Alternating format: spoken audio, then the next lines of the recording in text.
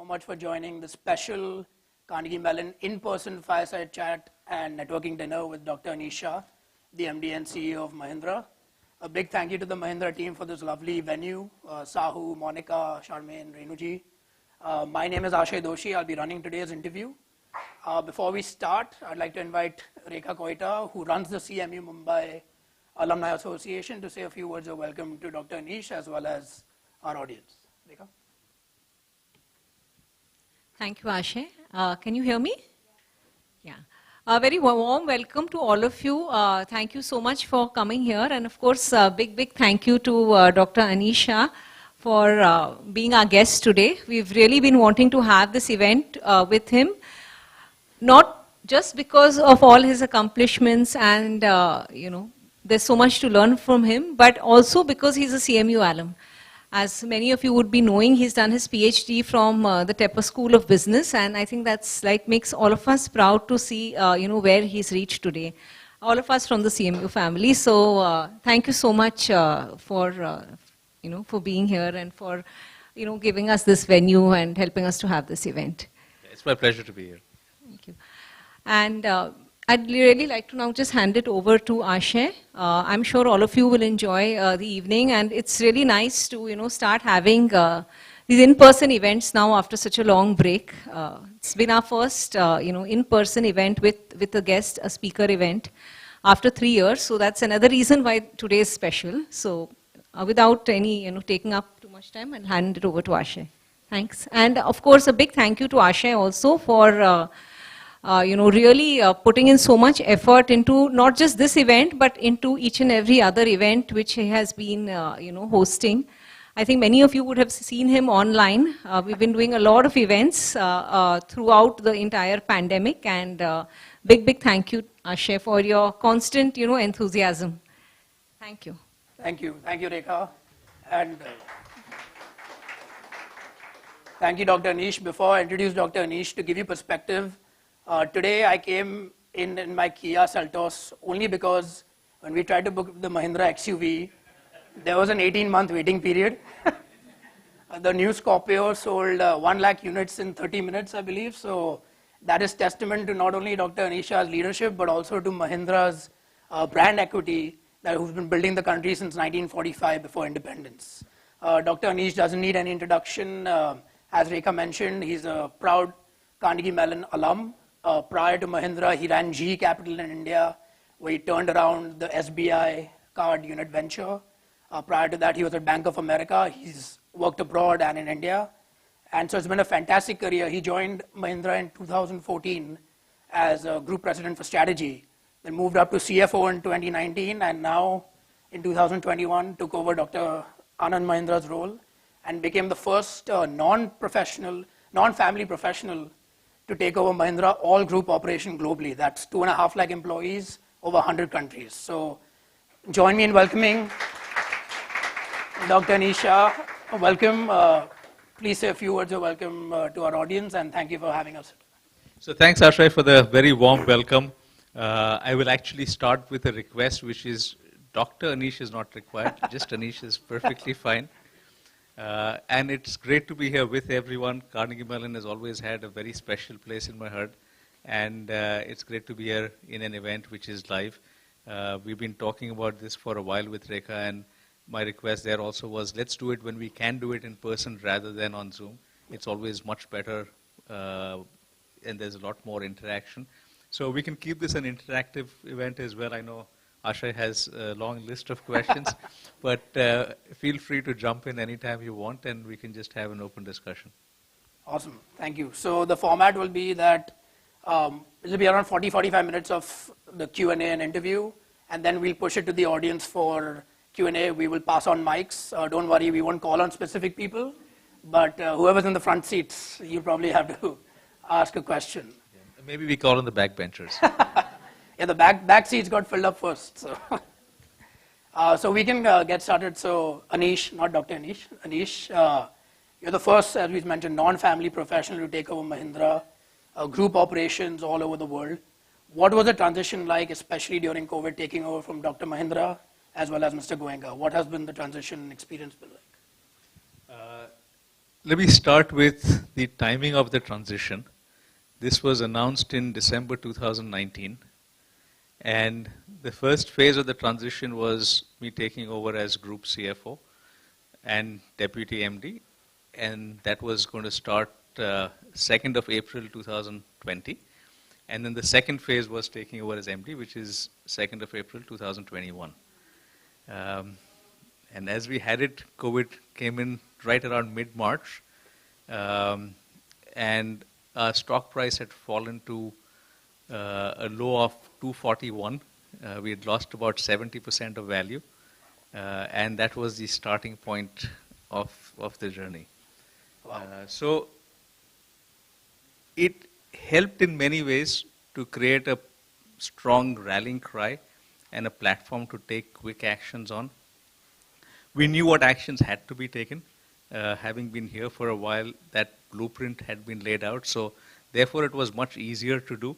And literally in about 3 months, we ended up selling, exiting, shutting down a bunch of businesses, and that really got us on a very good trajectory.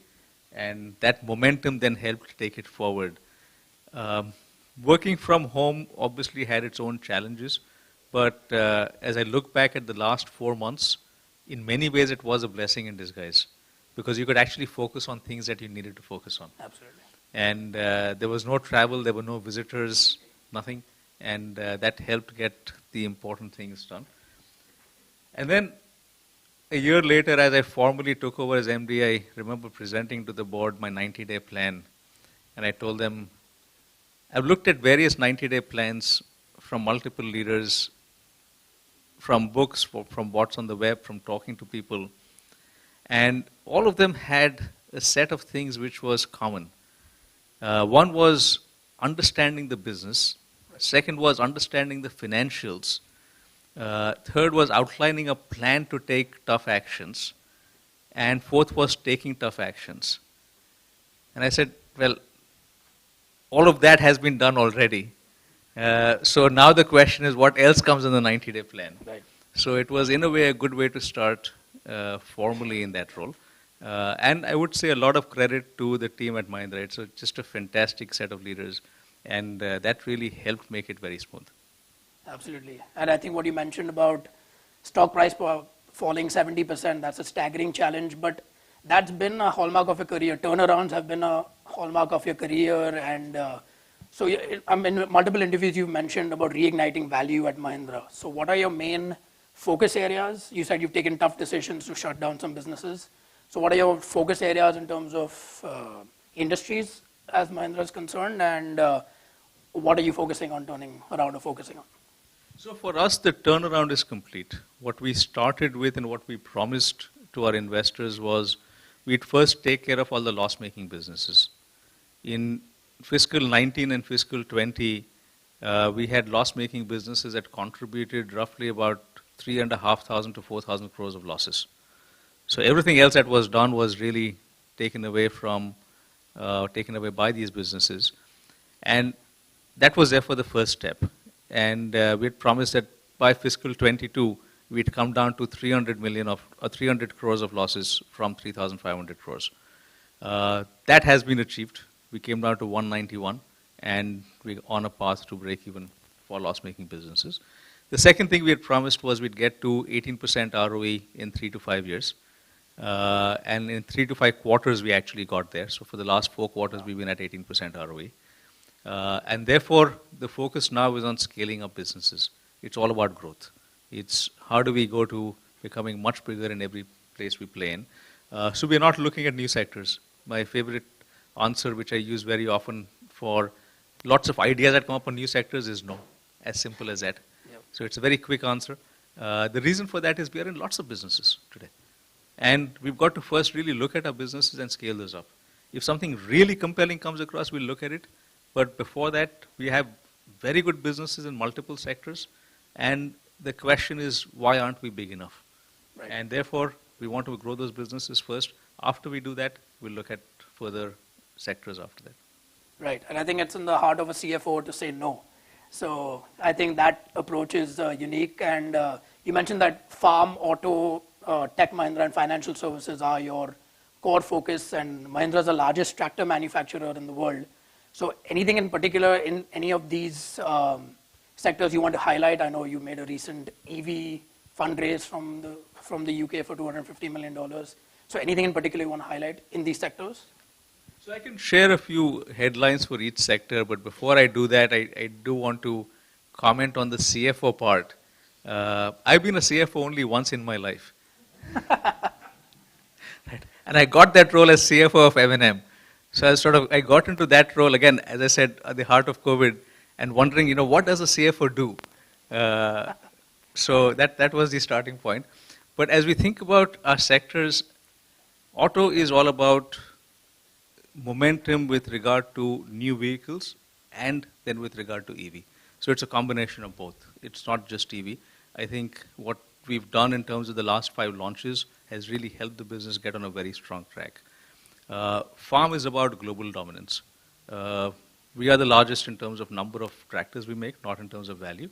But we play in a few countries around the world and on a smaller scale. So US, Brazil, Turkey, we want to play in a much bigger way and then export around to other parts of the world. Tech Mahindra is more about margins right now. Good business, lower margins than its peers. That's something that we need to fix. Mahindra Finance is about creating more value for shareholders, which is something we haven't done very well.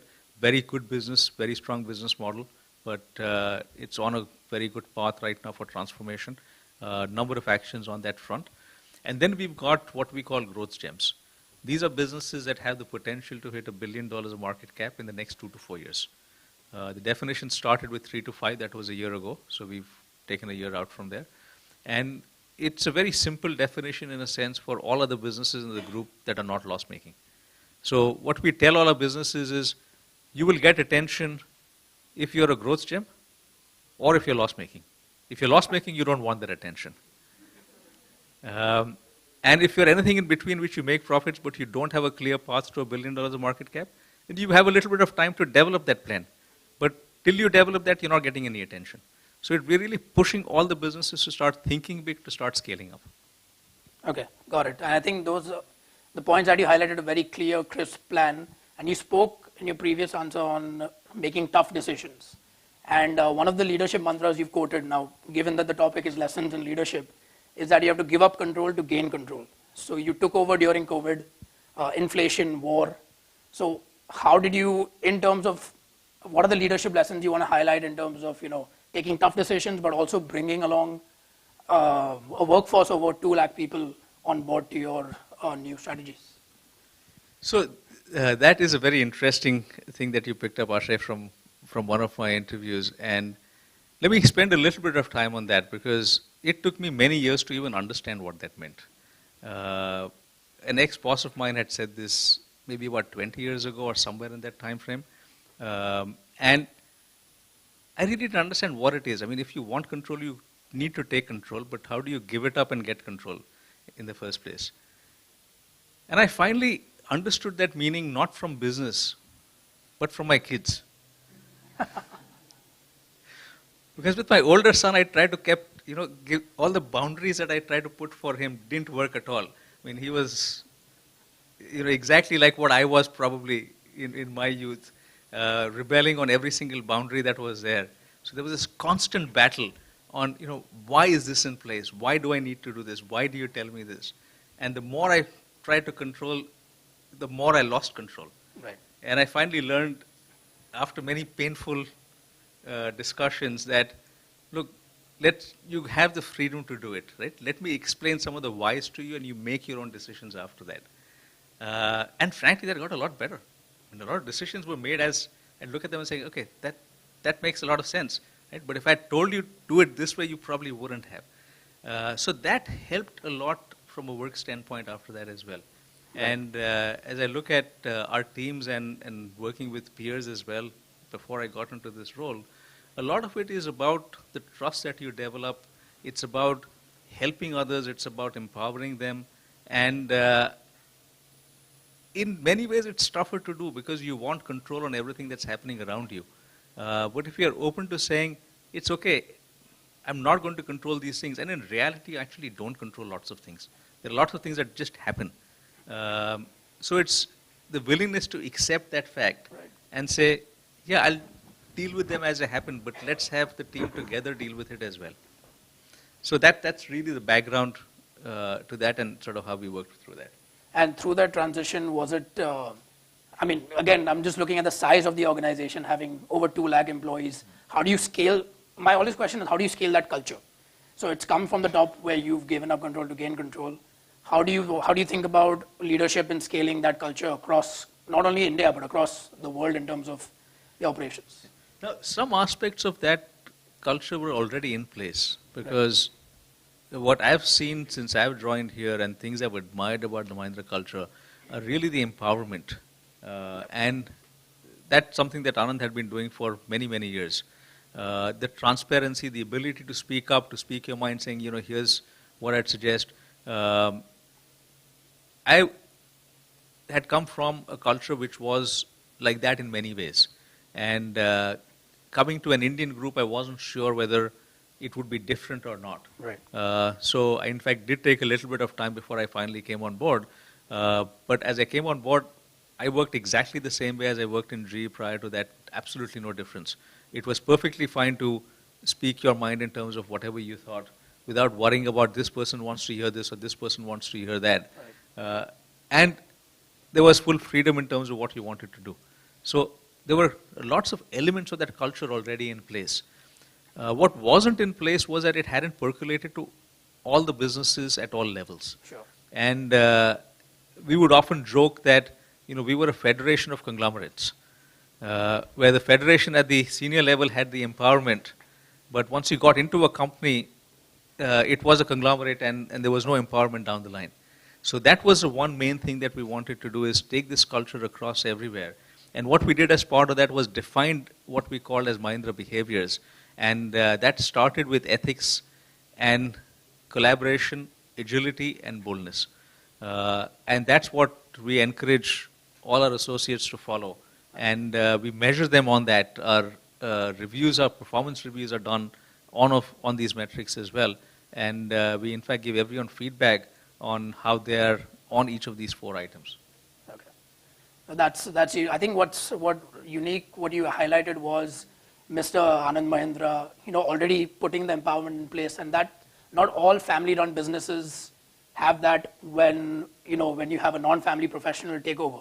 So would you want to highlight something about that transition, like, given a free hand by the owner and operators?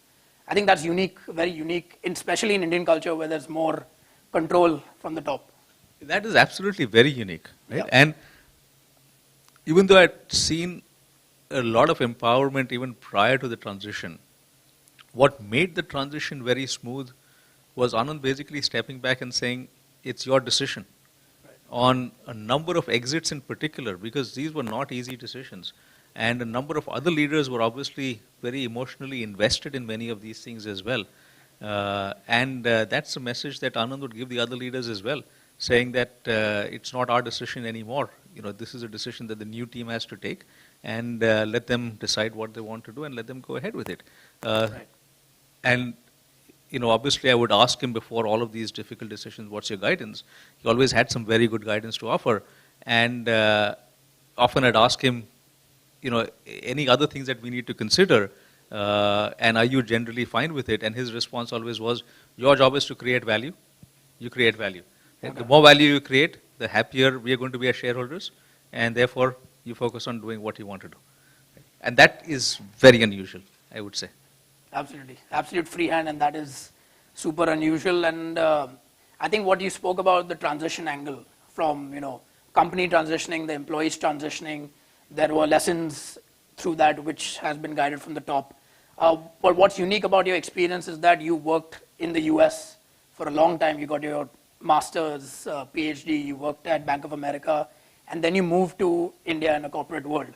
So what were your biggest learnings in that transition? I'm sure there were a lot. What are the biggest surprises? What are the biggest shockers? And, pearls of wisdom here. So it was an easier transition because I came back with the company that I'd worked with in the US for 9 years. And therefore, it was much easier coming back with the same company. You didn't have to adapt to the culture here in many ways. Sure. And what I found was it was dramatically different. And I'll give specific examples. And this is the same company. So my approach is generally very open, very transparent, call a spade, and have a discussion on any topic, doesn't matter how difficult it is. And I came in and did exactly that, and similarly reported up to our bosses outside India, saying, here's the state of affairs, this is what we're good at, this is what we really suck at, and this is what we need to do to get better. And in about 2 or 3 weeks, my team sort of sat down and said, we want to talk to you. And they literally told me, like, you're being too open. Why are you sharing all these things? Now, incidentally, after my first week, I'd gone to Tokyo, which is where my boss was head of GE Capital Asia, John Flannery, who eventually took over as GE's overall head. And he told me, he said, we don't know what to trust because the information we get coming out of India, we don't know whether to believe that or not. Right. So I had 2 different views. Right? And the team was literally uncomfortable with that level of openness and transparency. So that was one element of culture change. The second element of culture change was this word called batch. Batch? Batch. Batch. Right? That so-and-so is in this batch, this is their batchmate. If we promote this person, that other person gets upset. And therefore, it has to be linked to this overall ecosystem of which batch have you graduated from, and some decisions have to be considered based on that. Right? Which was a very foreign concept to me because I had grown up in a GE which was a pure meritocracy. Right. You did what you had to do, and if you did well, you went ahead. No one ever talked about parity with anyone else in your batch, etc. Now, I don't know whether that was a unique thing within GE Capital India, whether that happens more across. I have heard some of that here as well, but there usually is a fair degree of emotion attached to that. And had to do a lot of effort actually trying to get people over that fact that, let's do a pure meritocracy. Don't worry about age of the person. Don't look at, but they aren't old enough to be in this role. Like, what do you mean they're not old enough to be in this role? Right? If they've done a good job, if they're ready for the role, then they should be in that role. Absolutely. Right? How does age have anything to do with it? And that, in fact, forced me to look back at my career and experience. And I was in North Carolina with a GE business on the leadership team there at the age of 29 for a business that made $550 million of net income. Wow. And everyone else on that team was 12 to 15 years older than I was. In southern US, where typically it's white male. When I was there, I never felt it at all. I never even thought about it. Right. After coming to India and hearing about this, I looked back at it and said, how did that happen? So that's one difference again. There is a fair degree of hierarchy that's often here. So those were the 2 major things to adjust to. The third one was something that I didn't have to adjust to as much. Maybe I did eventually adjust, but others around me had to adjust to, which is giving direct feedback. Right? I had, in many ways, been very fortunate, and I use the word fortunate very positively here because some people may not think it's fortunate, to get very direct feedback in my early career. Right? And people were very open in telling me, you're really bad at this, you suck at this, you add no value here. Right? And that has helped me a lot through my career. I tried doing that same thing after I came here. Just backfired. The emotions come in. It just backfired. Right? So I had to find ways to sort of dial back on that a little bit. I think these were the 3 main things that I had to do in terms of transition. And what were the, the pleasant experiences that you found moving countries and moving cultures when you moved into India? So it's surprisingly pleasant. For me, it was great being back in India. I mean, my wife and I always wanted to come back. And the initial goal was spend 7 years in the US, ideally 4 years studying, 3 years with a job, and then come back to India. And that got elongated a bit. We actually did come back for 2 years when I was still in a global role, but I figured let me just stay here and do the global role, and that will help me understand India better, possibly look at opportunities here. Sure. But the litmus test always was, where is the role better, where is the opportunity better? Right. And if it were better in the US, I'd go back, and actually I did go back from India to the US, had given up hopes of coming back, and then got a call from a friend saying, your dream job's open, do you want it? I said, fine, I'm coming, and that's how I came back. So being in India was a big plus in itself. Absolutely. And to me, there were a lot of other positives. I mean, there are lots of great things with regard to the culture here as well, while we talk about some of the other things which were different. Just the passion of the folks, the involvement, the friendliness, there's a lot closer connection than you see outside India, where it does tend to be a little more transactional. Absolutely. Here it's not as transactional, it's a little more of a family at work. And those are the big pluses. Absolutely. And I asked this question because I personally moved back after 10 years in 2019. I finished my MBA in 2019, moved back. And I know there's a lot of people who have moved back or are thinking of moving back and on the live stream as well. So that's the reason I asked questions regarding this. So what would be your advice, not only to young students or young professionals who are thinking of making this transition back to India? Because right now, you see where, in the government priorities, you see where digital India is moving, our workforce, our literacy rates, all the indicators are pointing forward. So what would be your advice to people thinking of moving back and making that transition? What to look out for, and what are your views on that? So I would say the earlier the better. Right? I literally got very lucky because the longer you wait, there are fewer and fewer roles available here. And even when I came in with GE Capital, as I said, I'd given up, and someone called and said, here's a role that's just opened up, and I could come in here. And then even after I came in here with GE Capital, the real choice was to stay in India with a different role or to go back to the US, because a multinational has a small business in India. You really can't, if you want a strong career path, you can't stay in India. And it was very apparent. And after 3 years, I knew that it was time to go back. Absolutely. And I said, okay, let me spend a couple of years more and then I'll go back. And in those couple of years, I started talking with Anand and looking at the Mahindra Group.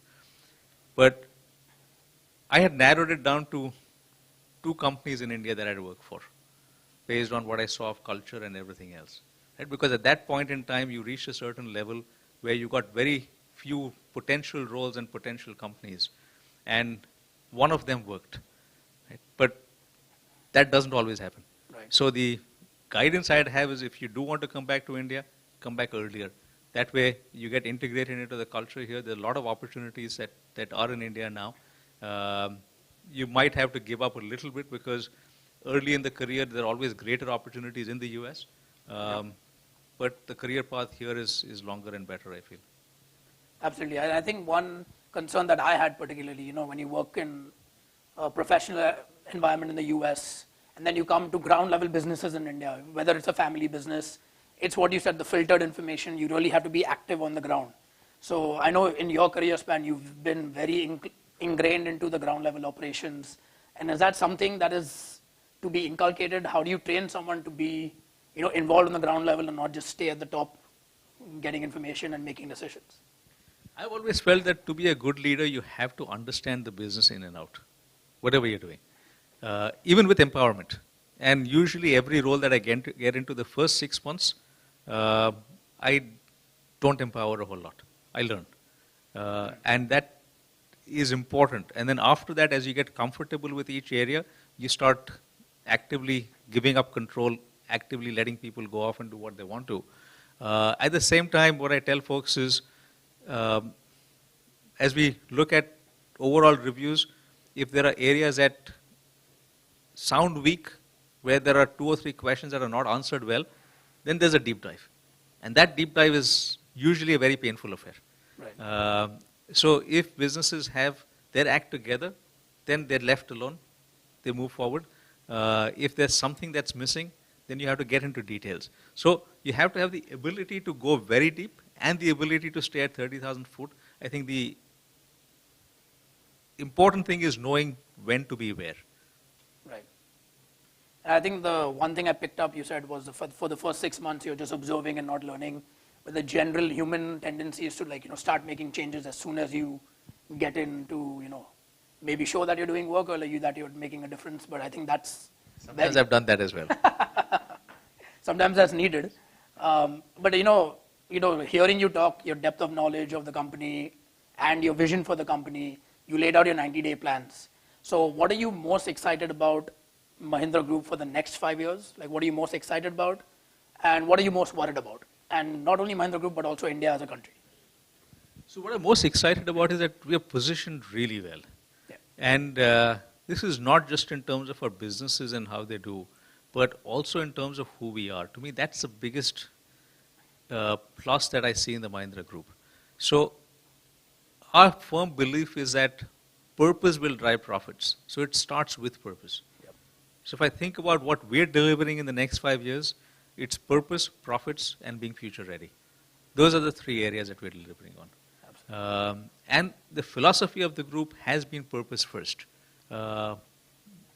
which I think is the best part. Absolutely. And in terms of the India story, what are you most excited about, macroeconomically or, where we stand in the world? So let me share an experience from about 3 or 4 months ago. At Davos, there is a smaller group called the International Business Council. Right. This is a group of about 100 to 120 CEOs of the top companies around the world. And they usually spend about 4 or 5 hours together every time folks are in Davos. Yep. And in that session this year, we had that group divided in 10 different tables. And each table was given a list of 5 questions. And they were told, pick any of the 5 questions you want, and then report out on the discussion you had at the table. Okay. 8 of the 10 tables picked the same question. And that question was, what is the lesson from sanctions on Ukraine? Okay. And all 8 talked about the lesson being, what happens if there are sanctions on China? Right. At my table, one of the leaders who leads a reasonably large global business said that for the last 6 years, his objective was, as he defined it, ABC, anywhere but China. Interesting. And he said it's been 6 years and we still haven't gotten out completely. Correct. Because it takes time. But that's on the mind of all the global leaders saying, how do we de-risk? The next question that came up as part of the discussion was, where is anywhere? Right. And anywhere is Thailand, Vietnam, Malaysia, Indonesia, but they're all small. Right? And then the question came on, what about India? Right? And someone actually made a comment that, look, we have to learn to be patient with India. So people are starting to have an open mind about being patient with India, but the biggest question they have in their minds is it easy to do business here or not? Correct. But herein is the opportunity for us. People are looking at ABC. Right? But that ABC has to be converted as, from China to India, not anywhere but China. Right. So therefore, I do feel that India is extremely well positioned. I also believe that the government actually recognizes this and is doing a fantastic job right now to find ways to make things easier. And in various conversations that I've had with the government, and again, I'll give an example here, again, from Davos. Sure. We had Piyush Goyal there, and he said, look, every night at 10 o'clock, I want all the key CEOs to come and have a session to talk about what happened today, what were the messages out there, what should we change, what are we hearing, what should we be responding. Right? I've been to Davos a few times before, I've never seen this happen. Right. And we literally met at 10 p.m. at the end of a long day to just go through what were the key messages that we wanted to deliver the next day. That's one example, but there are many others where they're looking at ways to bring foreign investments in. Yes, there is more work to be done. I don't say that we are where we need to be right now. We're still far away from where we need to be. But that momentum is clear. Absolutely. So it is India's opportunity to grab. This is the time right now. And there's a lot more that we can do as a country. Absolutely. And your comment on patience, reminded me of a quote when someone said, India is unique because it disappoints both the optimists and the pessimists.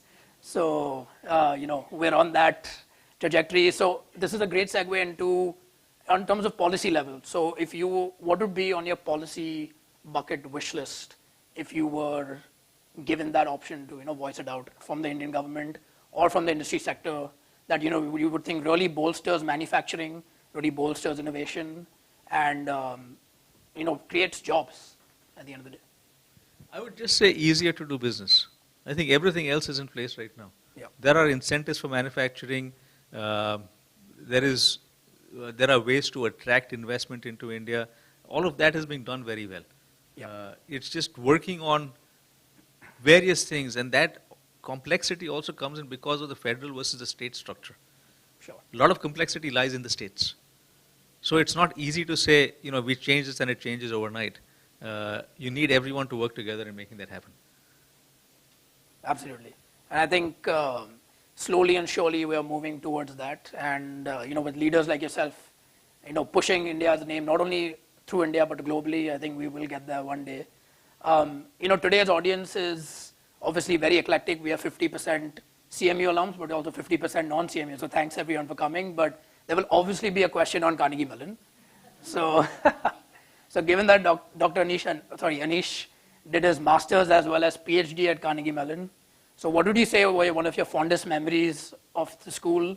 How did it empower you, train you to be where you are today? And, would love some feedback on your experiences and your outlook towards the school. So one of my early experiences was that I was told that you should go off and do various other things outside your department. Because even though a PhD usually is supposed to be sort of 1 inch wide and 1 mile deep, the approach that taken was you got to get broader experiences, go out and take classes in various different areas. Absolutely. Some of it I loved. I went and took a class in German, not that I know much of it now. And I took classes in various other places, and then I wandered into this one class which was on real math, which was actually closer to actually doing a PhD because you needed to use real math for all the theoretical stuff that you had to do for the PhD. Yep. This was a freshman class.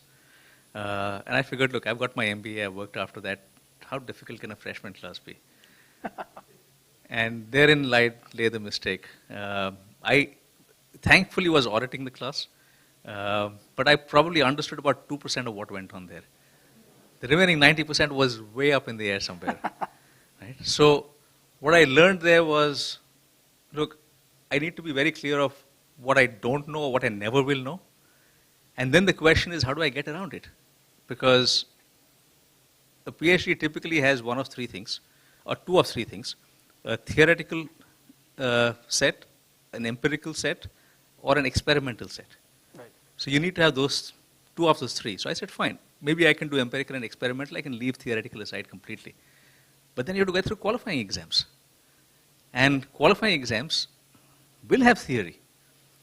So I said, now that's a tough part. How do I get past that?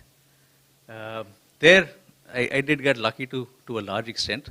There were two papers that had a very high degree of theory. In one paper, the professor said, you can take it home, you have 24 hours, and you can come back in 24 hours. I didn't sleep for those 24 hours, but I got something back that got me through that paper at least. The second paper, I was convinced that even if that professor gave me 48 hours or 72 hours, there's no way I was going to be able to answer that. Thankfully, that the professor said, this is a pretty tough area. Go in groups of 4 and come back with your answer in groups of 4. Therein come the management skills. So we had a Stanford graduate in that group of 4. We had a Berkeley graduate. And we had someone from Eastern Europe who was a math wizard. Right? And I was the fourth one in there. Right? What I could provide to that group was intuition. So as that problem was, I said, look, I think the answer is somewhat like that. Don't ask me why. Don't ask me how to get there. Now, thankfully, that intuition was right. They found a way to get there. I had my contribution, and I got through my qualifying exams. Awesome. So CMU is better than Stanford and Berkeley then. I don't think we have any alumni. We were all at CMU, so from that standpoint, it worked well. But it was a great experience. There were lots of things, and it was the ability to go out and do various different things that you wanted to. My thesis was finally based on a game, which I think was unique to. There were a lot of things unique in terms of my journey at Carnegie Mellon. I'm probably the only person who's done a PhD at Carnegie Mellon with Excel. I don't think anyone's replicated that, and I had to actually get 3 Excel files, link them together because I'd used all the space in an Excel file, which at one point I thought was very difficult to do, but I could still end up doing that. But typically you need to know a statistical program to do it, and I just found Excel much easier and therefore did it on Excel. Second was I completed my PhD there in 2 years and 9 months. Wow. And I don't think that's a record that's been broken since then. All credit to my advisor. 99% credit goes there, 1% goes to me. And it was done based on a game. And that game was a stock exchange game that I'd learned in Mumbai in the time I didn't spend in class in Mumbai. That game was converted to a network lab environment in the early to mid-90s, where we had students play the role of CEOs and stock market traders. And that became a class there, initially for undergrad and then for MBA as well. And students loved it because grades were based on how much money you made, and you're talking about how you did it. Right? It was for dividend policies, capital structure, all of those theories. So right. You had to weave that in. So you did the reading at home, but then you came back in class and talked about it. But no exams. It was just play the game, make money, and talk about these theories. So that was the basis for the research that took place. That was the basis for my advisor actually coming in and being interested and helping me through. So fantastic time. Absolutely. And one lesser known fact, or maybe most of you know, that Anish's wife Snehal also went to Carnegie Mellon, also has a PhD from there. Unfortunately, she couldn't make it. But before we break into Q&A, I wanted to ask you on that personal angle, given you've said you moved across the world multiple times, from India, abroad, back. Obviously, your wife has been with you throughout. So wanted to share a few words on that experience of having a spouse through this journey, through Carnegie Mellon's PhD. How was that experience, and what did you learn from that? So all I've learned on that is my wife has been amazingly supportive through that entire journey. And as I look back on it, let me just recount that journey for you. So we got married and moved to Pittsburgh. And then as she started a PhD, by the time she finished her first year, I'd graduated already, so I'd moved to Boston. So we sort of commuted for a couple of years. Then from Boston, we moved to North Carolina in Raleigh. From Raleigh, we moved to Stamford, Connecticut. From Stamford, we moved to Mumbai. From Mumbai, we moved to Charlotte, North Carolina. From Charlotte, we moved to Gurgaon. And then from Gurgaon, we came to Mumbai. Right? So that shows you the amount of support that she's given. And she had done a PhD as well. She had an offer from Duke to teach there. She taught at NC State before that for a little while. And then whenever she got comfortable in a place, I said, we're moving now. So that made it very difficult for her. So she's been absolutely great through the journey. Awesome to hear. And on that note, on that personal note, I'm sure there'll be a lot of questions because there's been so much that we've talked about. So we will open it up to the audience for Q&A. So there will be mics that will be passed around by the team. So when you ask your question, please introduce yourself, your network, or your where you work, and then please ask your question to Anish. So we'll go. Okay, first question. Good evening, Doctor. I'm Nidhi Kanoi from Millennium Mams. Considering the disruption in the auto industry, especially with regards to EV, how do you see Mahindra Group and yourself as a disruptor, or would you be disrupted? So let me talk a little about our EV journey. We bought an EV company in 2008, and for many years were the only manufacturer of electric vehicles in India, and in fact the largest in the world for some of that time as well. And then at some point we felt that we could do everything in-house because we know EV very well. And we sort of lost our way in that. quickly course-corrected, and just recently, in fact, just about 10 days ago, we've revealed our EV approach, which is launching 5 electric SUVs. Typically, an auto company talks about 1 vehicle or 2 vehicles they're launching. In this case, it's literally 5 electric SUVs that will be launched within a span of about 12 to 18 months. And that will give us leadership back in EV in a very significant way, because this is on a born electric platform. And it has technology that even Volkswagen has acknowledged is outstanding technology, because we had started with their platform first, and as we built our own platform, they may want to use it in some areas as well. So we are still leveraging their expertise in batteries and motors, and hopefully building a much stronger partnership there. But we feel that we have done a lot today with developing that platform with the cars that are ready to be launched now, and that should position us extremely well. Right.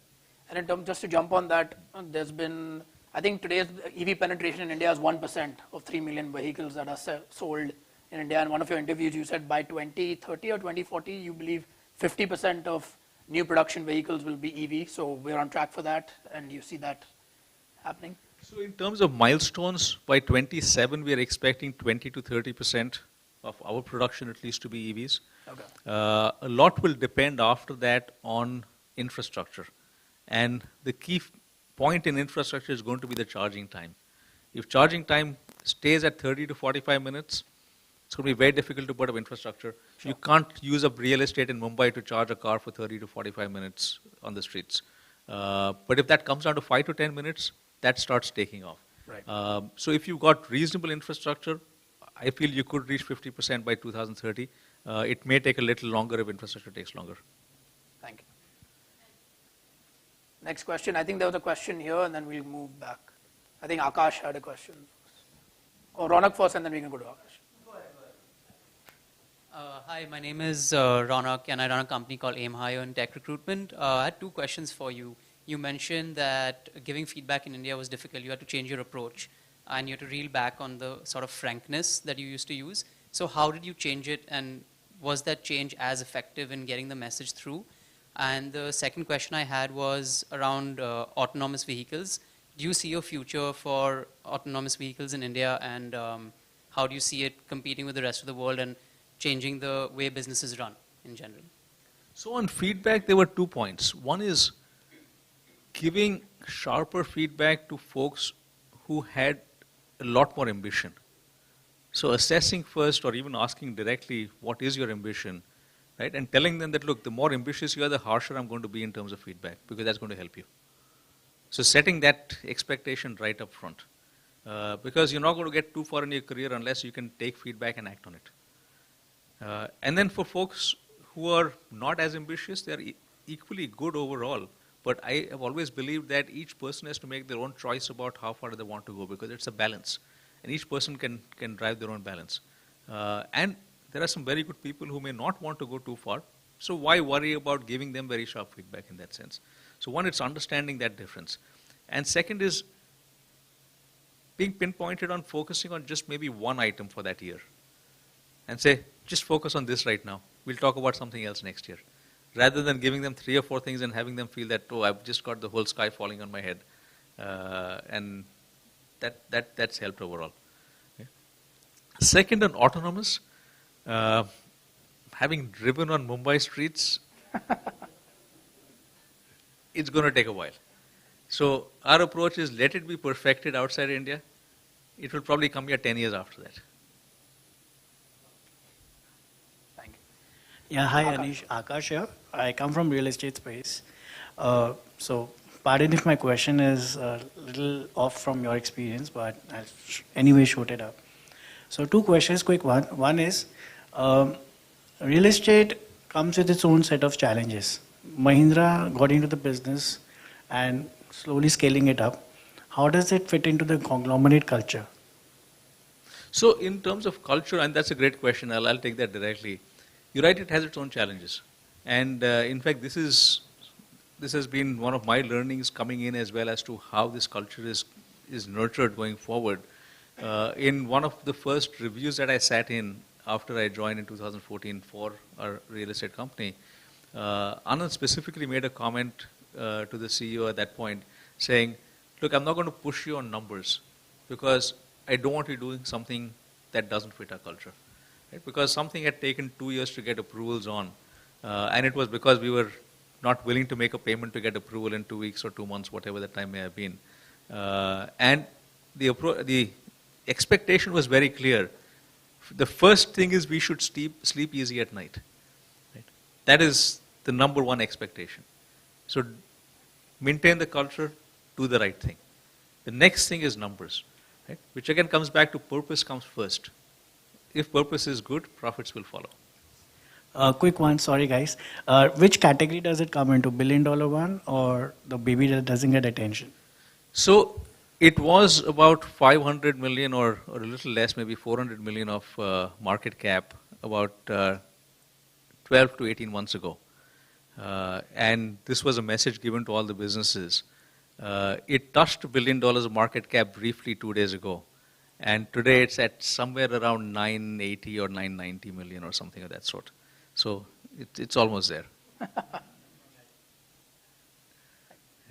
The questions at the back. I saw those hand raised first at the back. Good evening, Doctor. This is Shireen Talreja from Millennium Mams. My question, sir, is your company is in so many diversified businesses. Is there any plan to unlock value through a demerger anytime? No. Okay. Thank you. And I'll expand on that. I'll tell you why. Right?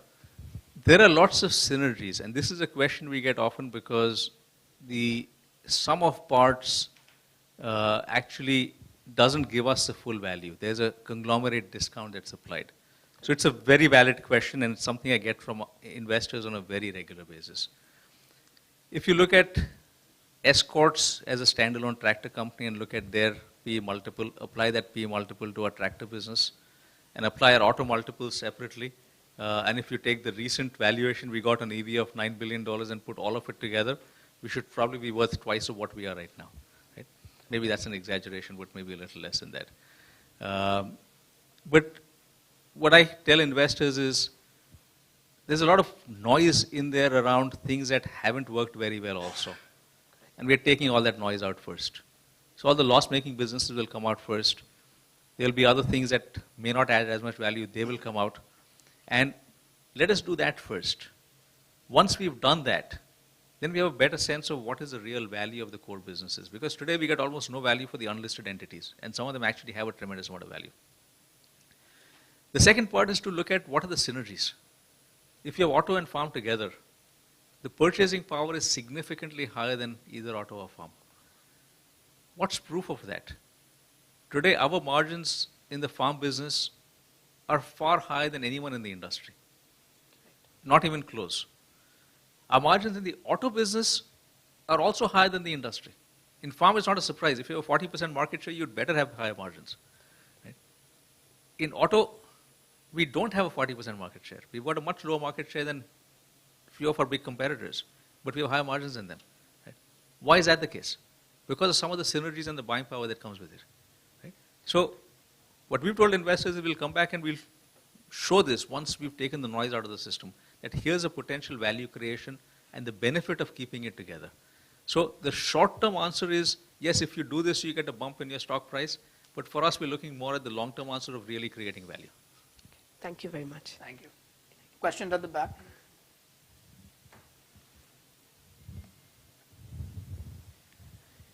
Hello, my name is Gunjan. I work at NVIDIA for Autonomous Vehicle Department. Okay. My question is on similar lines to the previous one. Why is it peculiar in India that big conglomerates are into so many businesses, but then when you compare it with where we have been, US, like there are focused companies like spending their entire generations on a single product or similar products. If you take example of Steve Jobs, he came back, he delisted so many products and only focused on one, and those have grown into trillion-dollar companies. But Indian conglomerates are like so diversified. Is it a cultural difference or is it something else? So let me go back in time for that. If you go back to pre-91, before liberalization, India was really driven by a license Raj. The conglomerate allowed you to get licenses. If you were smaller, you didn't have the clout. And therefore, it was easier for a conglomerate to say, I want a license in this area, or even easier from an operations standpoint. The question is what happens after that. We are post 91 YFR margin now. There's an element of trust. And that takes time to develop. With more information easily available in India, that could work faster, and which is why today conglomerates cannot exist just because I'm a conglomerate. People are not going to buy just because we are Mahindra. They're going to buy because our product is better than someone else's product. Or our service is better than someone else's product, service, or a combination of all of those things. So the element that applies is the ability to have trust and something that the brand stands for. Because service levels in India today, or even levels of companies being authentic to customers to say, I will give you what I promise, aren't as good as they are in the US, as an example. If you look at most industries, service levels in India are not very good today. Right? Therein lies the opportunity for us, but therein also lies the reason for why conglomerates exist. Now, 5 or 10 years later, that's not going to be the case. And therefore, even as we think about ourselves, our small businesses don't need to be there. Right? Each business has to stand alone on its own, has to create scale on its own to be able to develop that value based on the product they have, based on the service they have. So we are moving to that space where you're going to have fewer conglomerates. The other thing unique here also is many entities or many groups have multiple listed entities, which is not the case in US conglomerates. It's typically one conglomerate with divisions. Here the listed entities have a fair degree of freedom. The way we operate our listed entities is through our independent boards. And they've got a fair degree of freedom in what they need to do. But they have an umbrella that gives them the brand and that gives them the trust factor. So that adds greater value.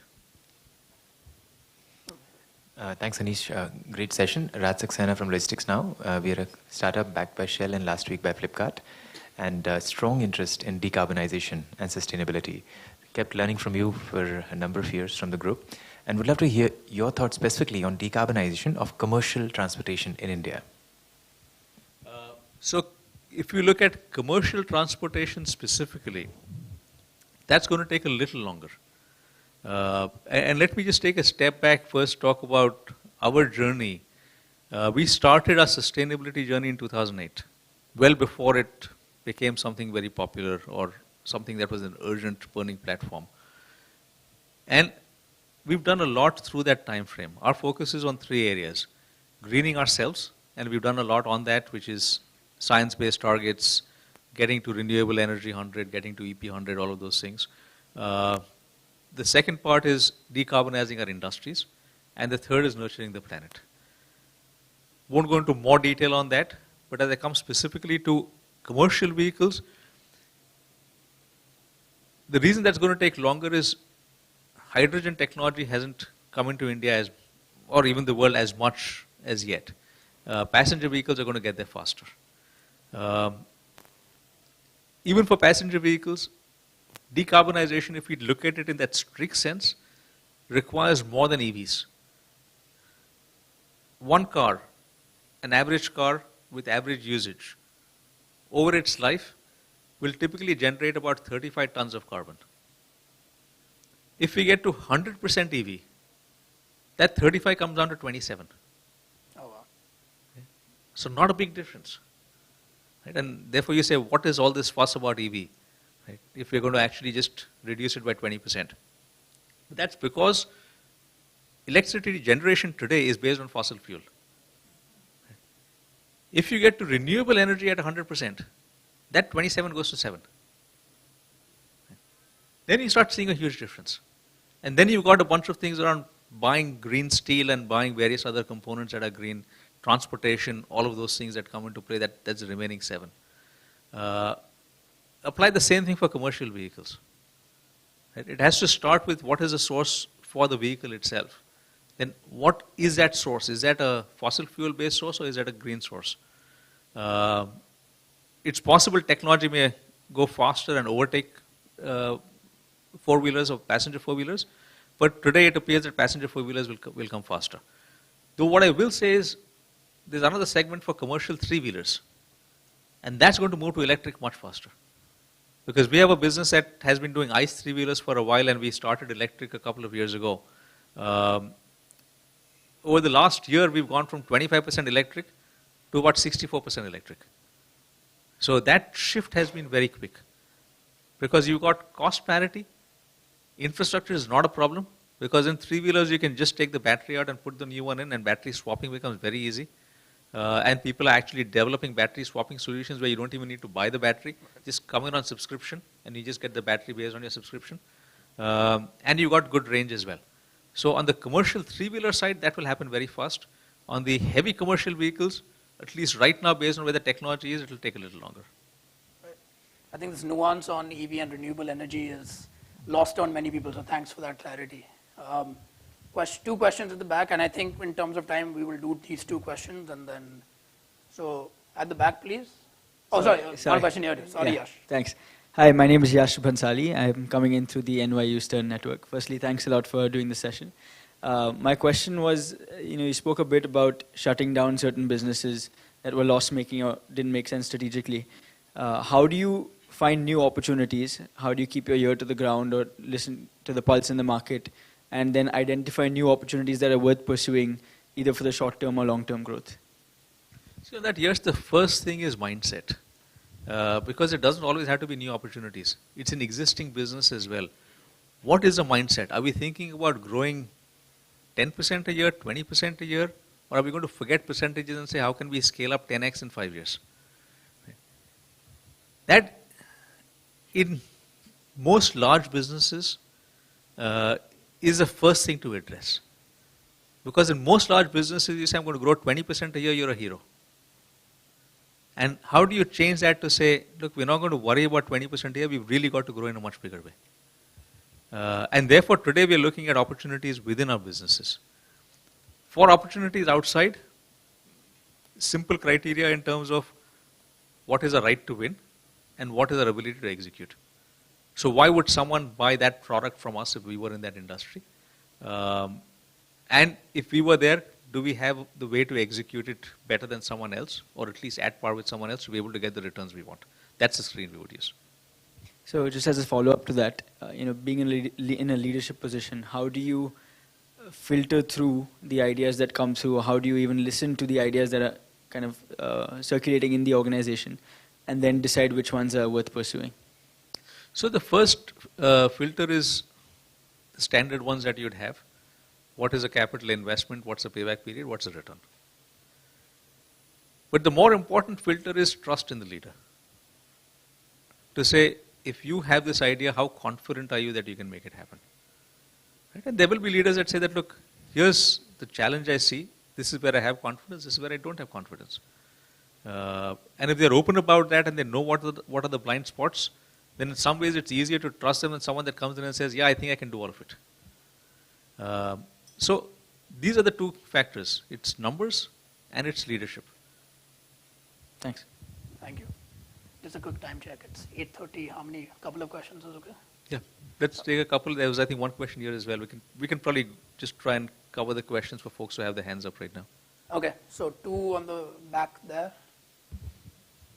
Yeah, I think two on the back there, two here. There was one, and Krishma. Okay, or four questions. Good evening, Anish. Thanks for sharing your insights. Someone who's worked on Wall Street and Silicon Valley before, back in India now. Great to hear your insights on how to navigate that. Probably not too popular, but good to see some NYU representation here as well. Love CMU. My key question around, continuing around the theme of sustainability and EVs perhaps. Mahindra has a huge presence in the sort of agri space as well. Have you focused on sort of the problem around sustainability of feeding 10 billion by 2050, huge part of it which will come from India? And I ask this because I head up a fund called Ahimsa VC. We're focused on investing in the future of food and sustainable consumption overall with materials as well. Would love to hear your thoughts on that. So this is with regard to tractors in particular, is? Not necessarily specifically focused on food, perhaps disrupting animal agriculture as a singular category that happens to be the largest contributor to greenhouse gas emissions and use of land and water around the world. So usually when people talk about sustainability, EVs are obviously a huge topic of conversation. But how we feed 10 billion people by 2050 and how there is a rise in meat consumption and primarily driven by India and China, that's a topic that usually doesn't get enough of a limelight. Although numerically speaking, statistically speaking, that's one of the largest contributors to greenhouse gas emissions and climate change. So we've done a lot of work on that in a category of what we call nurturing the planet. So one aspect is on water management, because in India that's a very important aspect. And we've done a lot of work on watersheds, which have helped sort of 20,000 farms or villages rather. We've done a lot of work on being water positive across our businesses, which has helped as well. But the bigger impact really has been on regenerative agriculture. And for that, we've had a team over the last 4 years or so that has been working with various farmers on putting in various techniques to improve productivity in their land. And typically farmers have told us, show us. So we've asked them give us 1 acre of your land, or more than 1 acre if you want to, and we'll actually show you that on that acre we can get better productivity than what you do elsewhere. And the usual set of techniques used around sensors, drones, whatever else that needs to be put in there. And we have today about 1,000 technique plots, as we call them. And that knowledge base is very strong because we found differences by each district, not even within each state.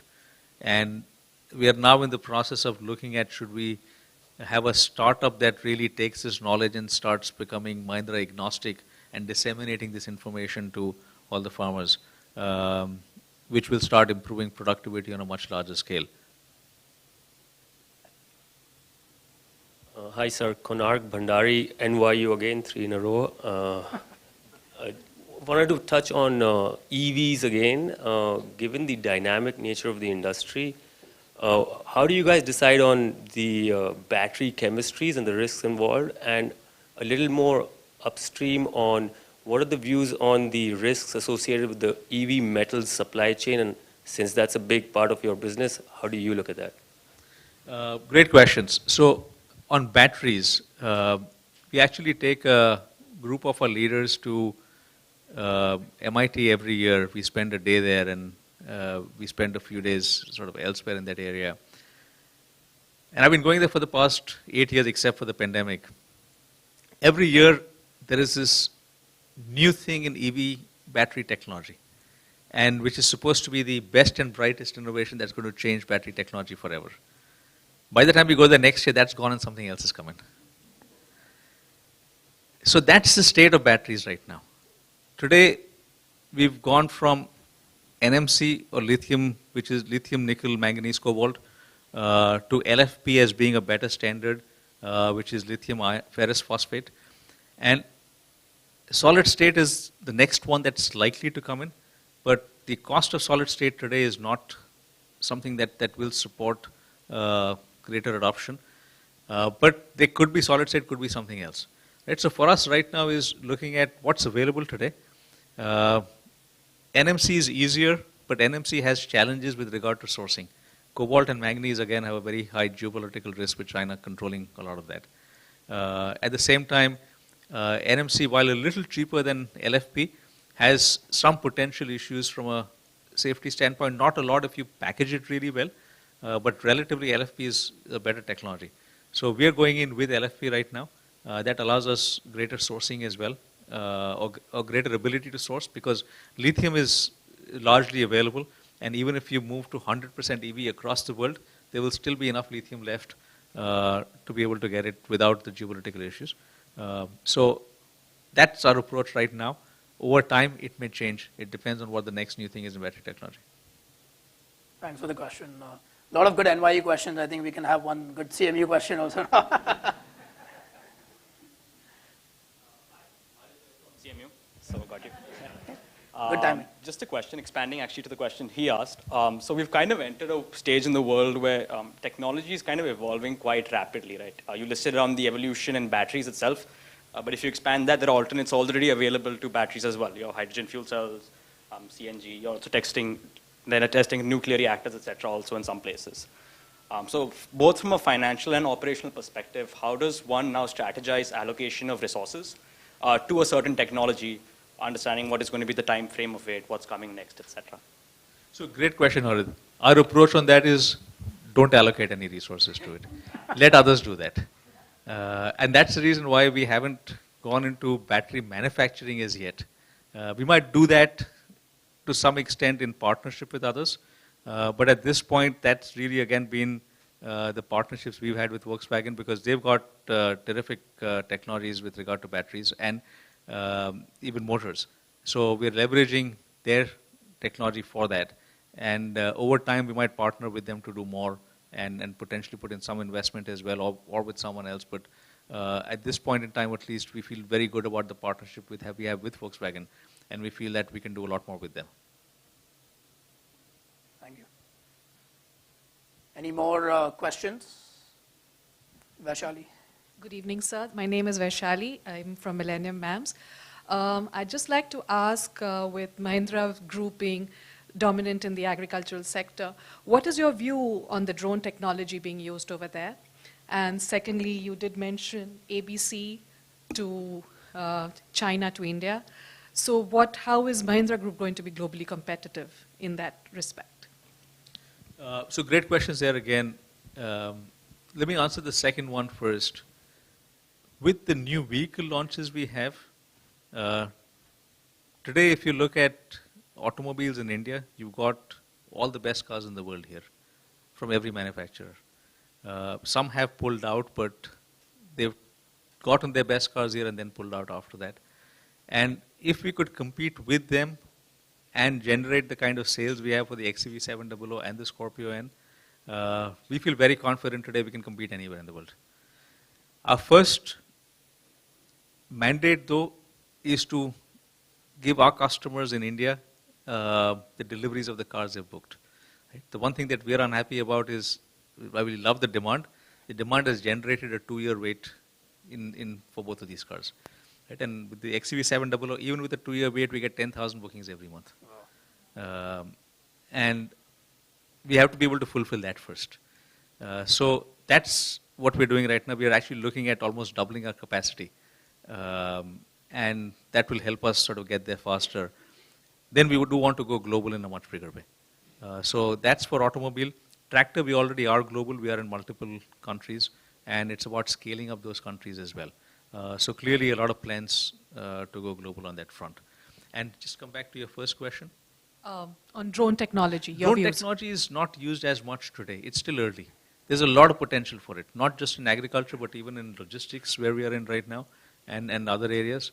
And I don't think we have done enough as yet, overall as an industry, to be able to leverage the power of drones. I think we can do a lot more. Thank you so much. Hopefully we get the XUV deliveries. My brother sitting in the audience suggested I message you when we wanted to buy it. I said, I don't think I can do that. In this, what we've tried hard is to meet customer committed dates. Yes. And therefore, we've had a very difficult time, and which is exactly why the first thing we want to do is try and get the capacity in and meet all those dates before it starts getting to be an even longer wait. Absolutely. I think we've answered all questions. Anything else? Okay, a big round of applause for Anish. Thank you so much. Thank you so much for your time. Personally, the philosophy of giving up control to gain control is what stayed with me, and I'm sure it's resonated across with our audience. Thank you, everyone. I'll invite Rekha Koita to say the final words of thanks and provide the token of thanks to Anish.